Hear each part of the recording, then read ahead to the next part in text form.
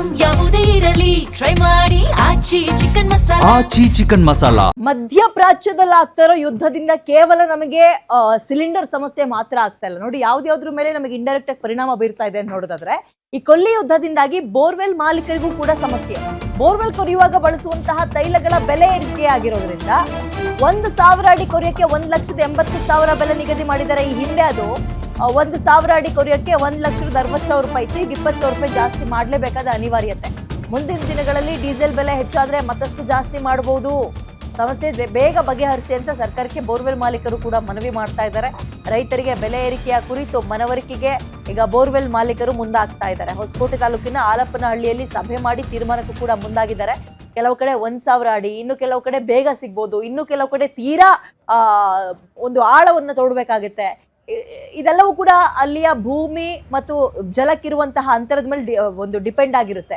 ಮಲೆನಾಡು ಭಾಗದಲ್ಲೇ ಒಂಥರ, ಹಳೆ ಮೈಸೂರು ಭಾಗದಲ್ಲೇ ಇನ್ನೊಂಥರ, ಈ ತುಮಕೂರು ಈ ಕಡೆ ಭಾಗದಲ್ಲಿ ಇನ್ನೊಂದು ರೀತಿಯ ಸಮಸ್ಯೆ ಇರುತ್ತೆ. ಬಟ್ ಏನಪ್ಪಾ ಅಂದ್ರೆ 1,000 ಅಡಿಗೆ ಇಷ್ಟು ಅಂತ ಅವ್ರು ಫಿಕ್ಸ್ ಮಾಡ್ಕೊಂಡಿರ್ತಾರೆ. ಬಟ್ ಈಗ ಅದು ಜಾಸ್ತಿ ಮಾಡಲೇಬೇಕಾದ ಅನಿವಾರ್ಯತೆ ಬೋರ್ವೆಲ್ ಮಾಲೀಕರಿಗೆ. ಅವ್ರ ಮೇಲೆ ಅವ್ರ ನಷ್ಟ ಎತ್ತಕೊಳ್ಳಕ್ಕಾಗಲ್ವಲ್ಲ. ಇವತ್ತು ಇರಾನ್ ಮತ್ತು ಇಸ್ರೇಲ್ ನಡುವಿನ ಭೀಕರ ಯುದ್ಧದ ನಡುವೆ ಇವತ್ತು ಬೋರ್ವೆಲ್ ಮಾಲೀಕರಿಗೆ ಸಾಕಷ್ಟು ಸಂಕಷ್ಟ ಎದುರಾಗಿರುವಂತದ್ದು. ಅಂದ್ರೆ ಬರುವಂತಹ ಕ್ರೂಡ್ ಆಯಿಲ್ ಏನಿದೆ ಇದರ ಬೆಲೆ ಹೆಚ್ಚಾಗಿರೋ ಕಾರಣದಿಂದ ಇವತ್ತು ಬೋರ್ವೆಲ್ ಮಾಲೀಕರು ಸಹ ಏನು ಅವರ ಗಾಡಿಗಳನ್ನ ಯಥಾವತ್ತಾಗಿ ನಿಲ್ಲಿಸಿ ಇವತ್ತು ಪ್ರತಿಭಟನೆ ಹಮ್ಮಿಕೊಂಡಿರುವಂತದ್ದು.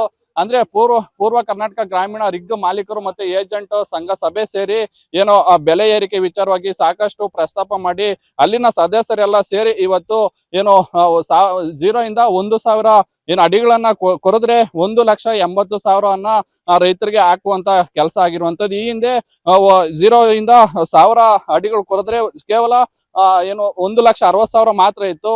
ಈ ಬೆಲೆ ಏರಿಕೆಯಿಂದಾಗಿ ಸಾಕಷ್ಟು ಏನು ಆತಂಕಕ್ಕೆ ಒಳಗಾಗಿ ಮತ್ತೆ ಆರ್ಥಿಕ ಏನು ಹಣಕಾಸಿನ ಏರುಪೇರಾಗಿ ಇವತ್ತು ಸಾಕಷ್ಟು ಸಮಸ್ಯೆಗೆ ಎದುರಾಗಿರುವಂತದ್ದು.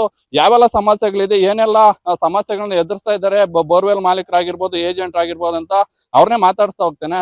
ಸರ್, ಇವತ್ತೇನು ಸಭೆ ಮಾಡಿದ್ರಿ, ಯಾವೆಲ್ಲ ವಿಚಾರಗಳನ್ನ ನೀವು ಚರ್ಚೆ ಮಾಡಿದ್ದೀರಿ, ಬೆಲೆ ಏರಿಕೆ ಆಗ್ತಿದೆ ಅಂತ ಹೇಳ್ತಾ ಇದ್ರಿ, ಯಾವ ರೀತಿ? ಸರ್, ಇದು ಹಿಂದೆ ನಾವು ಜನವರಿ ತಿಂಗಳಲ್ಲಿ ಬೆಟ್ ರೇಟ್ ಜಾಸ್ತಿ ಆಗಿದೆ, ಸ್ಪೇರ್ ಪಾರ್ಟ್ಸ್ ರೇಟ್ ಜಾಸ್ತಿ ಆಗಿದೆ ಅಂತ ನಿಲ್ಲಿಸಿ ಅವಾಗ 1,40,000 ಇದ್ದಿದ್ದು 1,60,000 ಮಾಡಿದ್ರಿ ಜನವರಿಲಿ. ಮತ್ತೆ ಅವಾಗ 43,000 ಇಂದ 50,000 ಗಂಟ ಬೆಟ್ ರೇಟ್ ಇತ್ತು. ಇವಾಗ 70,000 ಇಂದ 78,000 ಗಂಟ ಬೆಟ್ ರೇಟ್ ಆಗಿದೆ ಸರ್. ಇವಾಗ ಒಂದು ಆಯಿಲ್ ಮೇಲೆ ಈ ತಿಂಗಳಲ್ಲಿ ರೈಸ್ ಆಗಿರೋದು 20 ರೂಪಾಯಿ 30 ರೂಪಾಯಿ ಜಾಸ್ತಿ ಆಗಿದೆ.